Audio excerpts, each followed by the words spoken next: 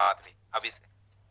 आज जो उत्तराखंड में हुआ उसको लेकर के मैं कम आदर्श जी अधिक अधिक बताएँगे, क्योंकि उन्होंने अच्छे से सुना है और अच्छे से वो किया है। और क्योंकि आदर्श जी समझाते हैं तो आपको उनकी बात अच्छे से समझ में आती है। मैं थोड़ा-सा स्पीड में बोलता हूँ, मेरी स्पीड थोड़ी तेज़ रहती है, तो आप लोग कहते हो कि मुझे समझ नहीं आता, दोबारा बोलिए। आदर्श जी उत्तराखंड को लेकर के थोड़ा-सा आप समझाइए, अगर जो छूटेगा वो मैं इसको क्लियर करूँगा और उसके बाद हम टियर 3 पे बात करेंगे और उसके बाद अन्य राज्यों में जो-जो प्रॉब्लम आ रही है, फिर उस पे बात करते हैं। मैटर जैसा कि आप लोगों को पहले से पता था कि ये डेट लगने वाली है आज, और सीरियल नंबर चूँकि ज़्यादा था 103, तो केस का नंबर आया नहीं और कोर्ट ने बैठने से पहले ही नोटिस लगवा दिया या बता दिया था कि कोई भी मेंशनिंग एक्सेप्ट नहीं होगी।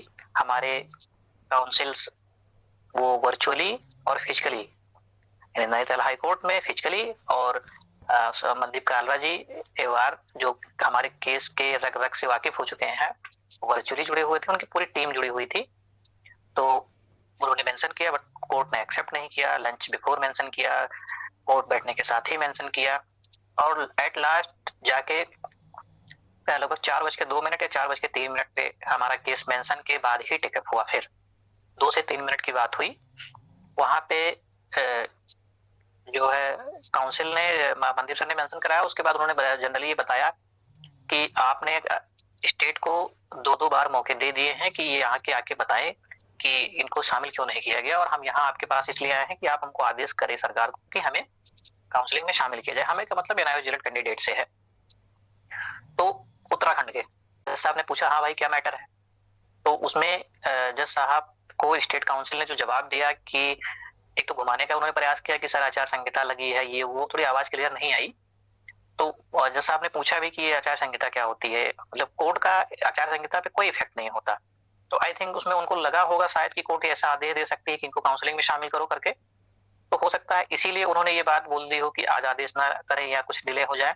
उनकी डिलेइंग टैक्टिक्स जब हमारा केस 4 बजे लगा उसके बाद भी था।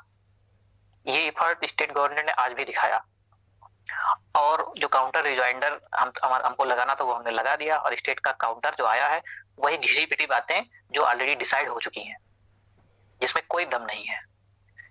बेफजूल की इधर उधर की बातें, सिर्फ उनका ये है कि वो चाहते ही नहीं कि एनआईओ जिलेट को वो शामिल करें उत्तराखंड में, उनका यही है। लेकिन एक चीज ये भी जान लीजिए कि विश्वनाथ जी उत्तराखंड के एनआईओ जेल के साथ ही उत्तराखंड की जो काउंसलिंग होगी अब उसमें वो शामिल होंगे। जिसको जितना एफर्ट लगाना है लगा ले। हम भी सोच लिए हैं, ठान लिए हैं कि जब तक तोड़ेंगे नहीं तब तक छोड़ेंगे नहीं। यहाँ तोड़ने का अर्थ काउंसलिंग में शामिल होना है या नियुक्ति पत्र लेना है, समझा जाए। अपडेट यही रही। और अगली इसके थोड़ी सी बात के बाद की जज साहब को फिर मनदीप सर ने रिक्वेस्ट किया कि सर 7 को आप डेट दे रहे हैं तो एक डेट ऐसी दे दीजिए, इसको टेबल चार्ट पे टॉप पे लगा दीजिए। बट कोर्ट ने इस बात को एक्सेप्ट नहीं किया। उन्होंने फ्रेश लिस्ट, तो 7 तारीख को जो फ्रेश लिस्ट लगेगी उसके बाद वो सारे टिकअप होंगे, उसके बाद ये हमारा लगेगा जस्ट बात। और कुछ बात है तो उन्होंने बोला भी है कि ठीक है अगर कोई दिक्कत होगी तो मेंशन करवा लीजिएगा। और एक और केस जो उत्तराखंड से फाइल हुआ है, आप लोग जानते हैं किसने फाइल किया होगा, वो इसमें टैग करा दिया गया है। हमारे इतने खराब काम करने के बाद भी केस को हमारे साथ ही टैग कराया गया। ये अपडेट है बड़ी उत्तराखंड से जुड़ी हुई।